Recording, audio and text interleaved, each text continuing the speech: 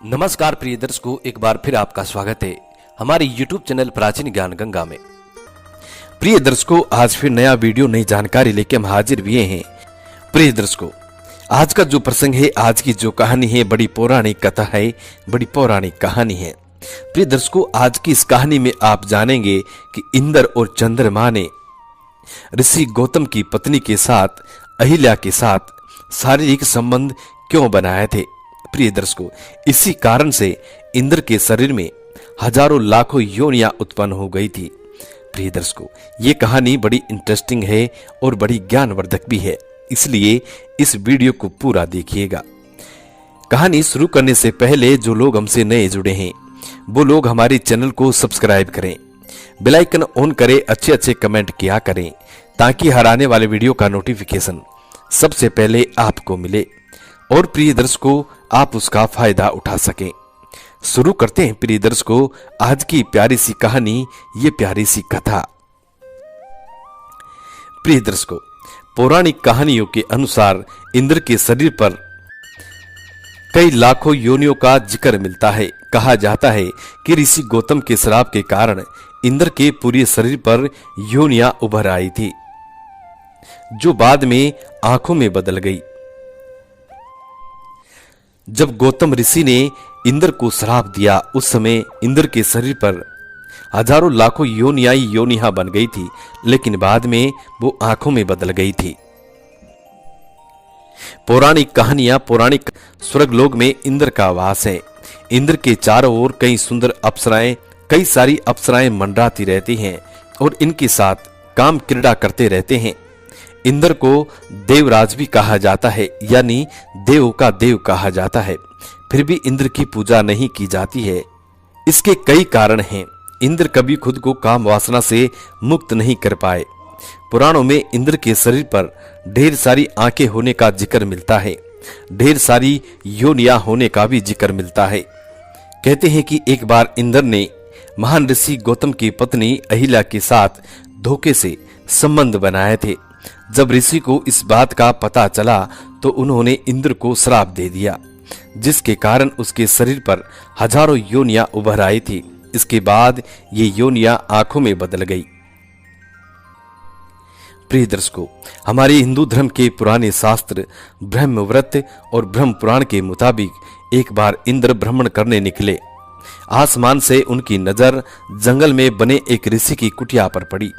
उस कुटिया में उन्होंने एक बहुत ही सुंदर स्त्री को देखा। इंद्र उस महिला को देखकर मोहित हो गए, उनसे रहा नहीं गया। प्रिय दर्शकों, ये कुटिया महान तपस्वी गौतम ऋषि की थी, जिनकी पत्नी को देखकर इंद्र मोहित हो गए थे।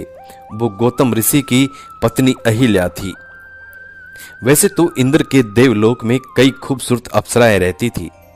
वे जब भी चाहते जब किसी भी अप्सरा के साथ सहवास कर लेते थे, मगर अहिल्या की सुंदरता उन्हें बहा गई। इंद्र अहिल्या के साथ संबंध बनाने की तरकीब सोचने लगे। उन्होंने अहिल्या के पति गौतम ऋषि की दिनचर्या पर नजर रखना शुरू की।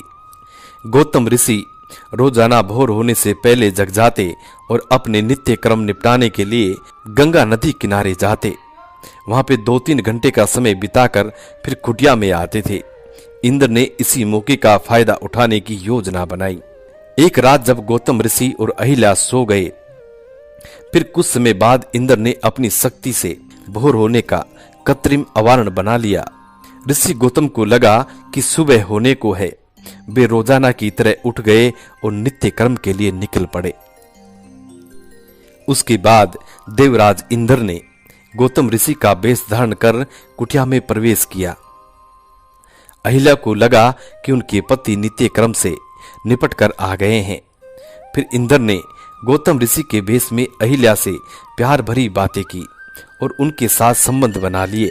दूसरी ओर जब ऋषि नदी किनारे पहुंचे तो वहां के जनजीवन को देखकर उन्हें आभास हो गया कि किसी ने धोखे से सुबह होने का अवारण बनाया है। वे तुरंत अपनी कुटिया में पहुंचे, जहां उनके वेश में इंद्र उनकी पत्नी अहिल्या के साथ सोए हुए थे। ये सब कुछ गौतम ऋषि अपनी आंखों से देखकर आग बबूला हो गए। उन्होंने अपनी पत्नी अहिल्या को फतर का बनने का श्राप दिया। वहीं काम वासना के मोह में गिरे इंद्र को भी श्राप दिया कि उनके शरीर पर हजारों योनियां उगाएंगी। वे चाहकर भी किसी स्त्री के साथ संबंध नहीं बना पाएंगे। देखते ही देखते इंद्र के पूरे शरीर पर योनियां उभर आई। इंद्र को अपनी गलती का एहसास हुआ और उन्होंने गौतम ऋषि से क्षमा याचना की। ऋषि ने इंद्र को माफ कर दिया, लेकिन कहा कि एक बार श्राप दे दिया, इसीलिए वापस नहीं हो सकता। हालांकि ऋषि गौतम ने कहा कि इंद्र के शरीर पर उभरी ये योनियां आंखों में बदल जाएंगी। इसी वजह से इंद्र के पूरे शरीर पर आंखें ही आंखें हो गई थी। दूसरी तरफ अहिल्या ने भी गौतम ऋषि से कहा कि उन्हें बिल्कुल भी ये एहसास नहीं हुआ कि उनके भेष में कोई और शख्स उनके साथ सोया हुआ है। इसमें उनकी कोई गलती नहीं थी।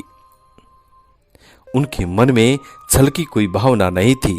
गौतम ऋषि ने अहिल्या को वरदान दिया कि कालांतर में भगवान विष्णु का अवतार तुम्हारे पास आएंगे और उनके छूने से तुम फिर से पहले जैसी बन जाओगी।